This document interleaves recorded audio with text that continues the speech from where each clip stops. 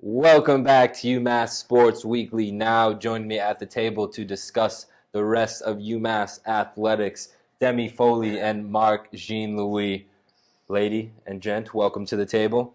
Now, this is a very negative, uneventful segment. We're gonna put it in there. Hopefully that the teams will see this and get some encouragement because there's not much positive to talk about. We're gonna start it off with women's hoops, who has had a very forgettable season, struggled in the A10.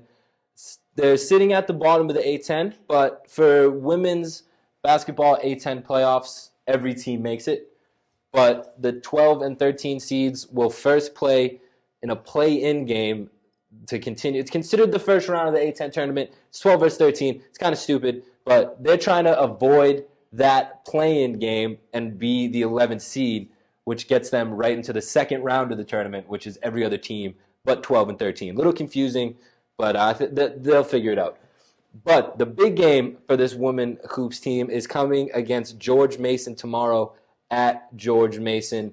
Now, Marc, what does this team have to do to beat George Mason as they're going into this A10 playoffs and trying to avoid this game? As you said in your introduction, it's really ironic now that there are 13 teams in the Atlantic 10. You have the 12 team and the 13 team going in this one-game playoff. And who's the team that UMass facing in this playoff game? The team that just most recently joined the Atlantic 10 Conference in George Mason. Who would have thought?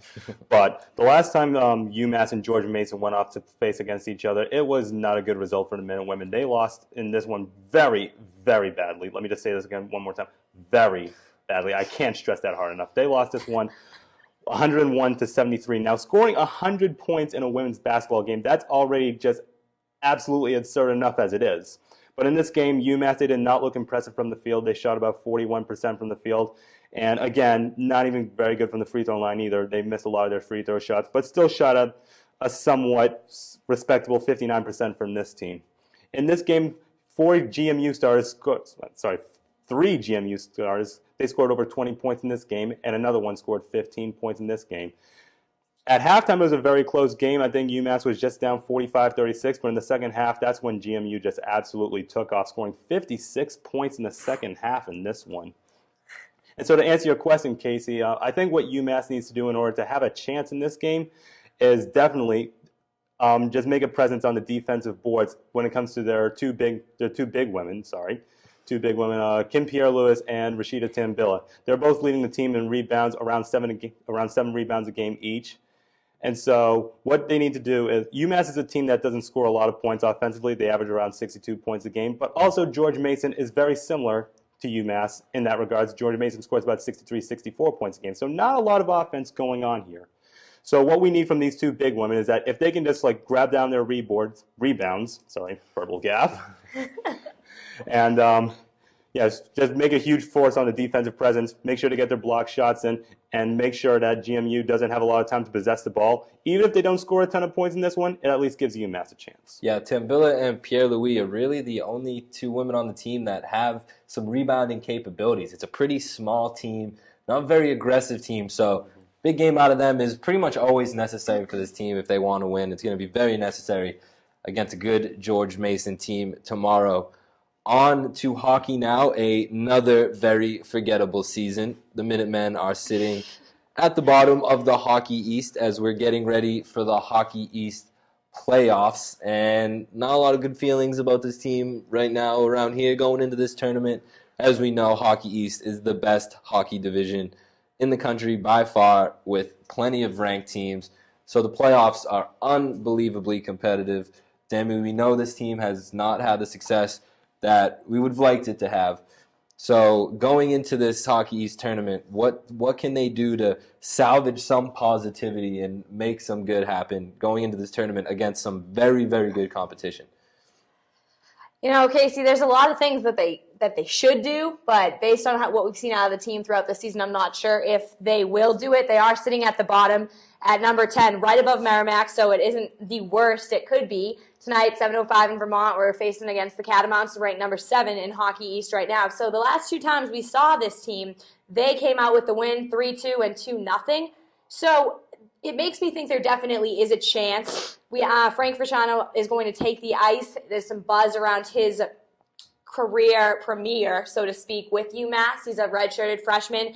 Something happened due to the NCAA double transfer rules, and he transferred over from BC, so this will be the first game. Hopefully that can sort of ignite some excitement among the Minutemen. You know, the 9 seniors, they want to end their season on a high note, not at the bottom of Hockey East, also losing in the single elimination round. Hopefully, you know, they can salvage the loss that they had against the Friars at home on senior night. Maybe Frank can, you know, put some oomph into this team. What really I think it comes down to is they need to shoot more. They need to score more. What's happened is they're facing these teams at the top of the Hockey East, and they're being outshot. If you're at the bottom of the pack, you can't, on top of that, be outshot. On top of that, look slow. And on top of that, not finish plays. You're just going in with no hope.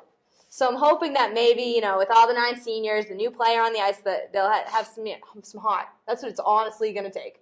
I don't want to put it just on the goaltending. I don't want to put it just on the coaching or just on the lack of skill. But right now, they're just not a team that's able to contend with the top talent of the Hockey East. And it's sort of like maybe walking into a death trap if we do win on Friday night, which I hope we do. We're facing UMass Lowell, who has beaten us and blown us out for the 3 times they faced us this season, and that will take place on Saturday if we do move on. So we're hoping for the best, but if we just go with the track record of the season, they're definitely going in as the underdog. So we're going to need a lot more aggressive play out of this team that really we haven't seen all year from them, as you're saying, lacking in shots, really lacking in offense against some offensive powerhouses. So just an aggressive overall game from this team. An aggressive overall game, and they need to stay out of the box. We've had a couple games where we've had the leading scorer in my career in the box for, you know, numerous times. You have your top line going in the box. That just can't happen. We, as it is, need to be bringing our top game with every single top player on the ice all the time. We can't be shorthanded on top of the fact that we're just not as skilled as some of the other teams out there.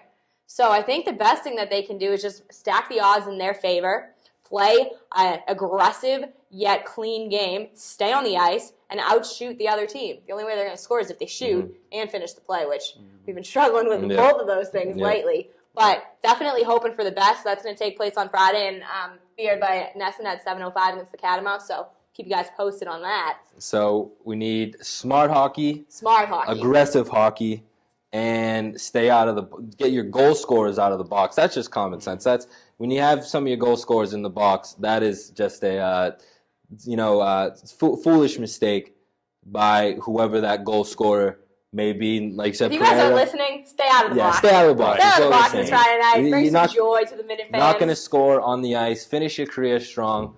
Don't finish it in the box. But we'll see how it plays out. Hopefully we can get a win for this team. Yeah, absolutely. And if I can just add on before we sign off really quick. I mean, these last 5 games for UMass, I mean, it hasn't been going well for UMass. They've lost 5 in a row now. But if you look at 4 of their last 5 games, they've actually come very close to winning some of them. They've actually lost 4 of their last 5 games by just 1 goal. And so now that we're going into this playoff game against UVM, just looking at their last series against UVM, I just did some statistics over here. In the first game at UMass, where they lost 3-2, very close game, they were outshot 29-23 and went 0-2 on the power play. And then in the second game against UVM, over at UVM that time, they actually outshot UVM in that game 39-34, but then again, no goals, and again, 0-2 on the power play. So in this one, I think the key for UMass in this one is you have to give Steve Massler a chance. Can't have him do all the work on defense to, keep UMass in this one. If they can get some goals and, try to add to their goals total by scoring the power play, it will really go a long way for this team. Yeah, the 1-goal losses have been really, really tough on this team. And I think that would be the worst case scenario for this team is to lose by 1 goal again on the final game of the season. I hate to say it, but I'd rather see him lose by 2 or 3 goals than to make it another game just barely not getting there. But I think this game will make it happen. Like you said, 4 of the 5 losses have been by 1 goal. You got to learn something from those games. I think that's just like a perfect example of how they're not able to finish, how they're not able to close the gap like we were saying. I mean, even last Friday against the Friars, they came back from a 3-goal deficit, and then right at the end, the Friars scored. And that's what happens when you're playing the top contenders in Hockey East. They don't let you come back all the way. Exactly. So that's where we're coming into this huge problem of not being able to finish, of only missing it by 1 goal. We're not a bad team. We're a solid team. We're just not there yet to compete with the top contenders. So that's where I think the heart's going to come into play. Frank Ricciano pulling out crazy plays, hopefully. It's all a matter of just listening too. It's all a matter of just taking advantage of every single opportunity. Again, I mean, take a look at UMass, for example. If they had just maybe converted on some of those power play goals, we might be talking a whole different story right here. Absolutely. So hopefully they can salvage some of this very disappointing and rough season in these upcoming games. 9 seniors on the team. Don't want to see them go out on a very negative note, but it has been that way. But they still have a chance to salvage some positivity, and hopefully we see some good coming out of these next 2 games. Guys, thanks for joining me at the table. As always, we thank you at home for watching. Make sure to check us out on Facebook, UMass Sports Weekly. Give us a like. There you can check out all our full episodes and segments. Also, check us out on Twitter and Instagram at Sports Weekly. Your number one for UMass men's basketball coverage will be at Sunday's game with plenty of coverage for you there. Be sure to tune in to our Twitter. And as always, we'll be back here next week, same time, same place. Have a good weekend, UMass.